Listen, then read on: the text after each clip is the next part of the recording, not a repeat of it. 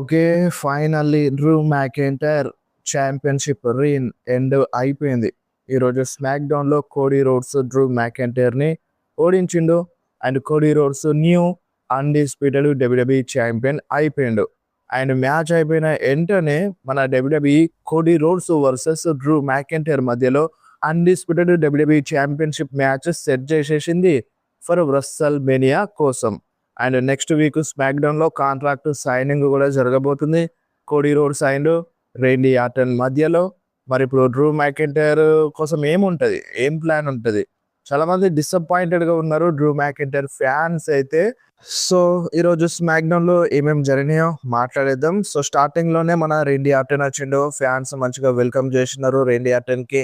And Randy Orton రింగ్‌లోకి వచ్చి fans అందరికీ welcome చెప్తాడు. వెల్కమ్ టు స్మాక్ డౌన్ అని అంటాడు. అండ్ దాని తర్వాత రేండీ ఆర్టన్ ఏమంటాడంటే, నేను ప్రతిరోజు ఆ రెస్సల్ మేనియా సైన్‌ని చూస్తున్నాను. అది అక్కడే ఉంది. అండ్ నేను చాలా సంవత్సరాలుగా ఇక్కడ ఉన్నాను. చాలా సంవత్సరాలు రెస్సల్ మేనియాలో ఫైట్ చేసినాను. దాదాపుగా ఒక 20 రెస్సల్ మేనియాలో ఫైట్ చేసినాను. కానీ నేను తక్కువ రెస్సల్ మేనియా మెయిన్ ఈవెంట్లు చేసినాను. నేను 2 సార్లు మాత్రమే రెస్సల్ మేనియా మెయిన్ ఈవెంట్‌లో ఫైట్ చేసినాను. అండ్ ఇప్పుడు నేను మళ్ళొకసారి రెస్సల్ మేనియా మెయిన్ ఈవెంట్ చేయబోతున్నాను. సో ఇప్పుడు ఏదైనా ఉండని. సో ఇప్పుడు నేను కంపల్సరీగా రెస్సల్ మేనియా మెయిన్ ఈవెంట్‌లో ఫైట్ చేయబోతున్నాను అని అఫీషియల్‌గా మన రేండీ ఆర్టన్ కన్ఫర్మ్ చేసేసిండు.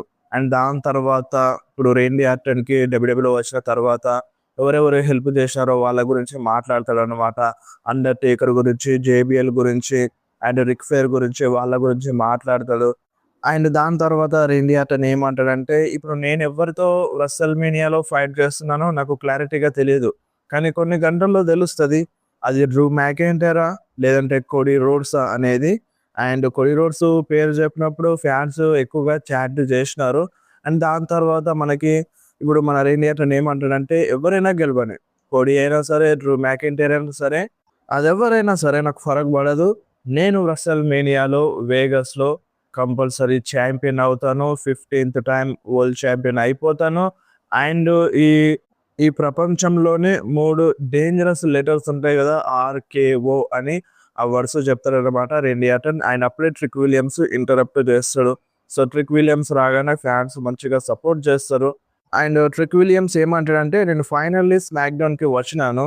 అండ్ ఇప్పుడు చెప్పాలంటే నాకు షాట్ కావాలి అసలు. నేను గెలవాల్సిందే ఈ రెస్సల్ మేనియాలో ఆ ఛాంపియన్‌షిప్ కోసం ఫైట్ చేసేది నేనుండే.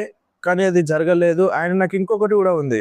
అదేందంటే ఎలిమినేషన్ ఛాంబర్‌లో నువ్వు నీ హైట్ లేనని నన్నన్నావు గదా! సో, ఇప్పుడు చూసుకుందాం. అంటే నువ్వు ఎలిమినేషన్ ఛాంబర్‌లో అన్నావు 6.5 ఇంచెస్ ఉన్నావని. అండ్ ఇప్పుడు చెక్ చేద్దాం అన్నట్టుగా ట్రిక్ విలియమ్స్ రింగ్‌లోకొస్తాడు. రింగ్‌లోకొచ్చి చూస్తే ఆయన అప్పుడు రేండీ ఆర్టన్ ఫుల్ ఫన్‌గా కనిపిస్తాడు. అండ్ రేండీ ఆర్టన్ అక్కడే రింగ్‌లో ఉంటాడు. సో, ట్రిక్ విలియమ్స్ వచ్చి చెక్ చేసుకుంటూ ఉంటాడు. అండ్ అప్పుడు షూ అంతా కరెక్ట్‌గా లెవ్వన్నట్టుగా ట్రిక్ విలియమ్స్ అంటాడు. అండ్ అంతలోనే రేండీ ఆర్టన్ సాలిడ్ ఆర్‌కేఓ కొట్టేస్తాడు. అండ్ ఇంకేముంది ఇక్కడ వీళ్ళ మధ్య సెగ్మెంట్ అయిపోతది. And next Carmelo Hayes versus Doctor వాంగర్ జూనియర్ మధ్య ఒక యునైటెడ్ స్టేట్స్ ఛాంపియన్‌షిప్ మ్యాచ్ జరిగింది. ఈ సూపర్ స్టార్ ట్రిపుల్ ఏ నుండి వచ్చిండు. ఓపెన్ ఛాలెంజ్ జరిగింది వీళ్ళిద్దరి మధ్యలో యునైటెడ్ స్టేట్స్ ఛాంపియన్‌షిప్ కోసం. అండ్ ఈ మ్యాచ్ బానే ఉండే. బానే ఫైట్ చేసిండు మన డాక్టర్ వాంగర్ జూనియర్. సో ఈ మ్యాచ్ విన్నర్ విషయానికొస్తే ఈ మ్యాచ్‌లో కార్మెలో హేసే విన్ అయిండు. And next Nia Jax, Lash Legend celebrations చూడనీకి దొరికినాయి. సో వాళ్ళు ఏమంటారంటే, మేము ట్యాగ్ టీమ్ ఛాంపియన్‌షిప్‌ని గెలిచినాము. సో ఇప్పుడు ఈ లాకర్ రూమ్‌లో ఎవరైనా ఉంటే రండి. సో మేము ఇక్కడ ఉన్నాం. ఛాలెంజర్స్ ఎవరన్నా ఉంటే మీరు మా ముందుకి రావచ్చు అన్నట్టుగా ఈ టైంలో చెప్తూ ఉంటారు. అండ్ అక్కడ డ్రింక్ ఉంటది. చీర్స్ చెప్పి తాగుదాం అన్నట్టుగా చూస్తారు. అంతలోనే షార్లెట్ ఫ్లేర్, అలెక్సా బ్లిస్ ఇద్దరు వచ్చేస్తారు. సో అలెక్సా బ్లిస్ ఏమంటదంటే, మీరు ట్యాగ్ టీమ్ ఛాంపియన్‌షిప్‌ని గెలిచినారు. కానీ చీటింగ్ చేయడం వల్ల గెలిచినారు. మీరు ఓన్‌గా గెలవలేదు.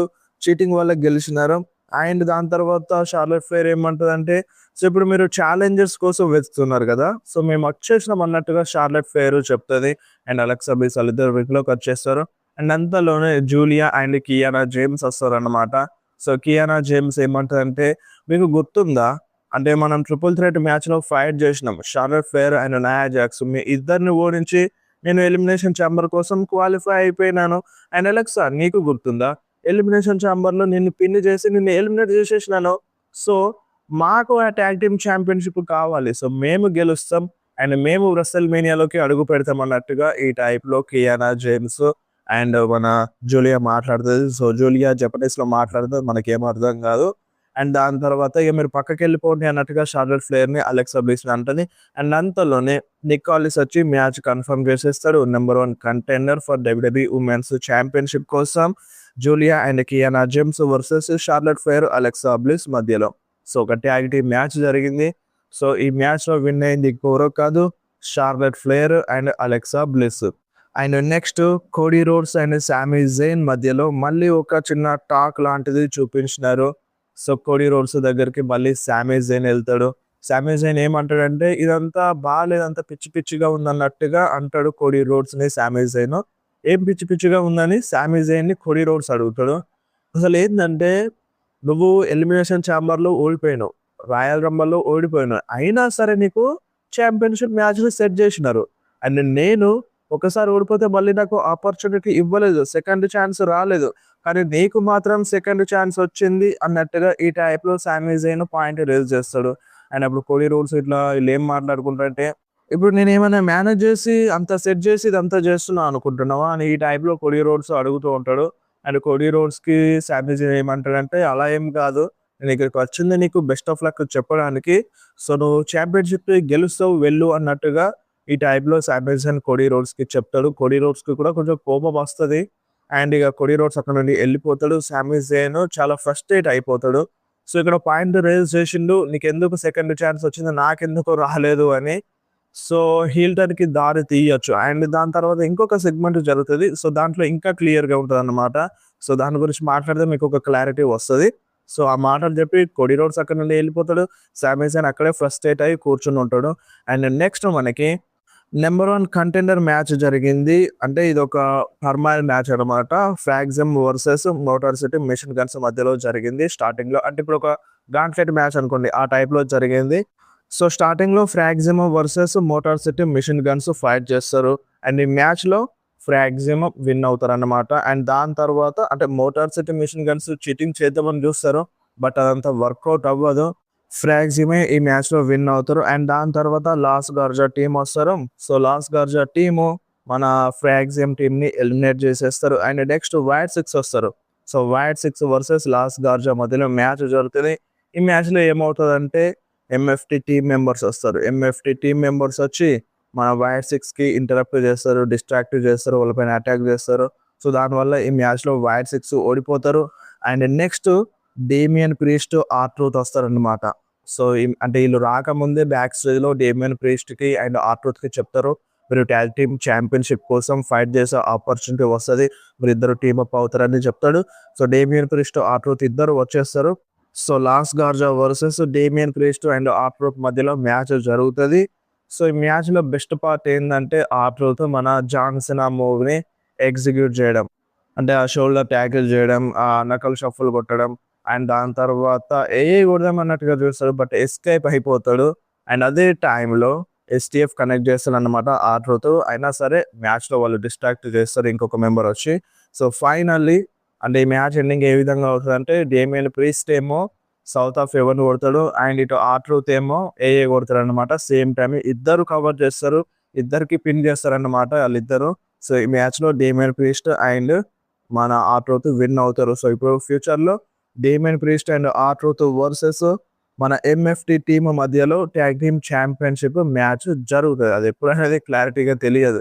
స్మాక్ డౌన్‌లో పెడతారా? లేదంటే రెసల్‌మేనియాకి పెడతారా? So, Damian Priest and R Truth team అయితే బాగుంది.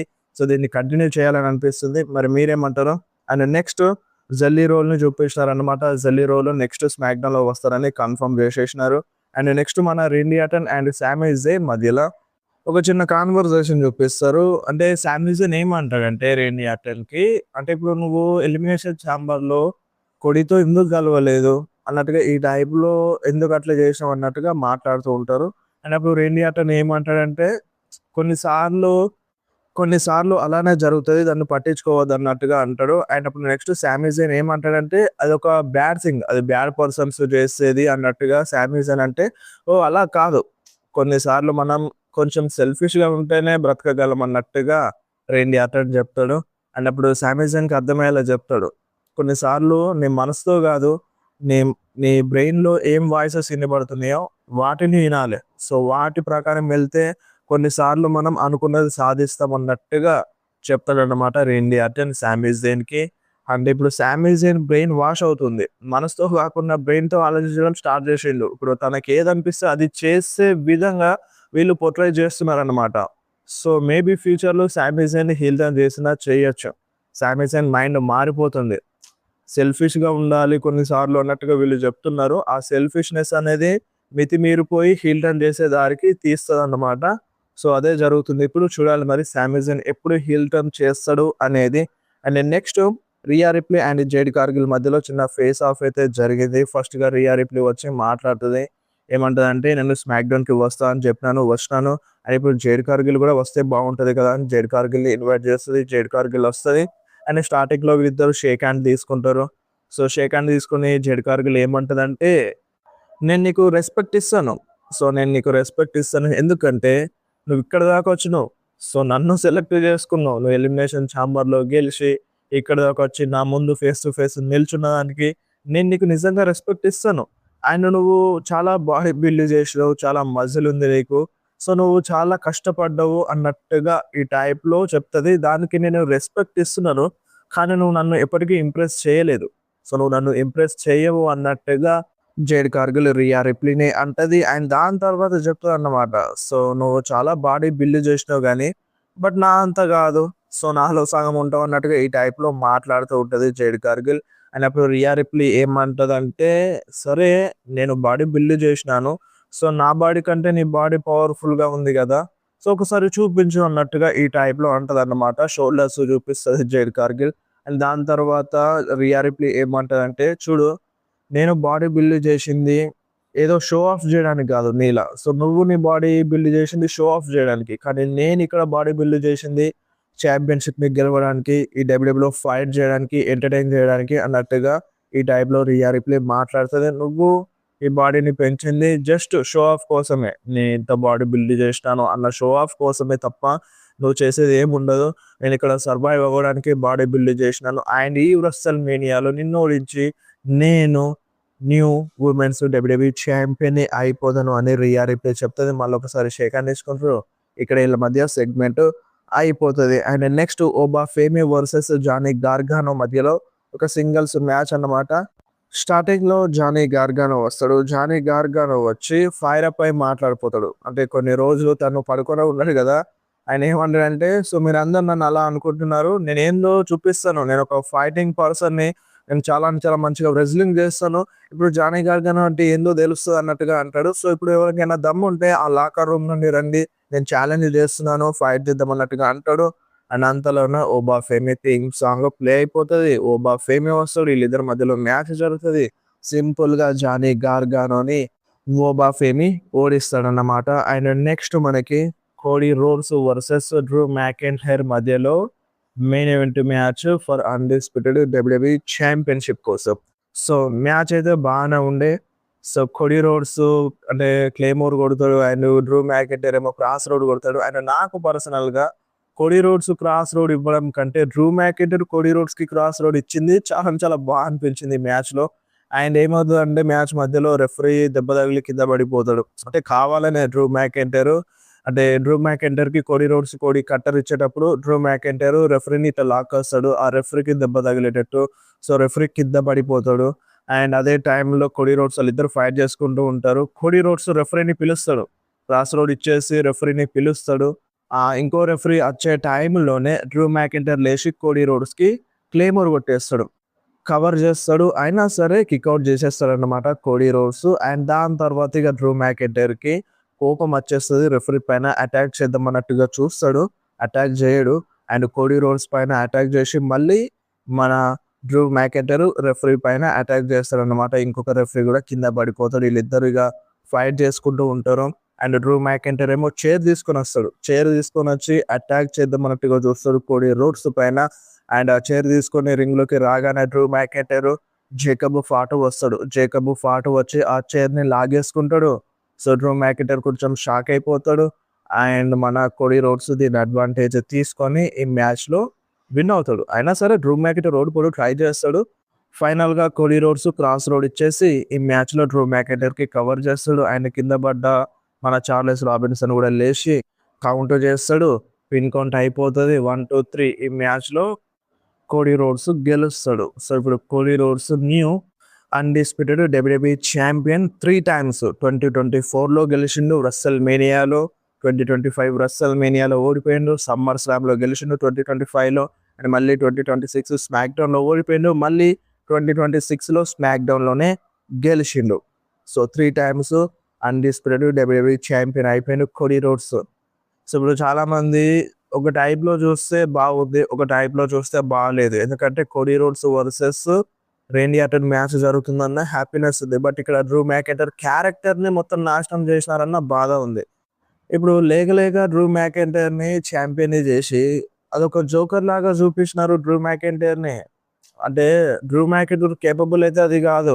నార్మల్‌గానే డ్రూ మ్యాకింటైర్ వస్తాడు, ప్రోమోలు కట్ చేస్తాడు, మంచిగా కట్ చేస్తాడు. మ్యాచ్‌లో కూడా కిరాక్‌గా ఫైట్ చేస్తాడు. 2024లో ఒక బెస్ట్ ఫ్యూడ్ నడిపించిండు. పాండమిక్ ఎరాలో మంచిగా నడిపించిండు రేండీ ఆర్టన్‌తో డబ్ల్యూడబ్ల్యూఈని. అలాంటి సూపర్ స్టార్‌కి లేక ఛాంపియన్‌షిప్ ఇచ్చినప్పుడు ఒక ప్రాపర్ టైటిల్ రీన్ అనేది లేదు. ఎప్పుడూ వీళ్ళ ఎనకాల పడడమే ఉంది. చాలామంది డిసప్పాయింటెడ్ అయినారు. ఒక జోకర్‌ని చూపించినట్టు చూపించినారు డ్రూ మ్యాకింటైర్‌ని కోడీ రోడ్స్ కోసం, ఈ రస్సెల్ మేనియా కోసం అన్నట్టుగా అంటున్నారు. మరి డ్రూ మ్యాకింటైర్ ఎంత బాధపడ్డాడో డ్రూ మ్యాకింటైర్‌కే తెలియాలి మరి. చూడాలి మరి నెక్స్ట్ ఏముంటదంటే డ్రూ వర్సెస్ జాకబ్ వెళ్తాడు అంటున్నారు. దాని తర్వాత బ్రేక్‌లో వెళ్తాడంట డ్రూ మ్యాకింటైర్ మూవీ షూటింగ్‌లో. సో, అది నెక్స్ట్ స్మాక్ డౌన్‌లో దాని తర్వాత తెలుస్తది. అండ్ నెక్స్ట్ న్యూస్ వచ్చేసి సీఎం పంక్ గురించి. సీఎం పంక్ ఏమున్నా రోమన్ రైన్స్ పార్ట్ టైమర్ అని అంటున్నాడు.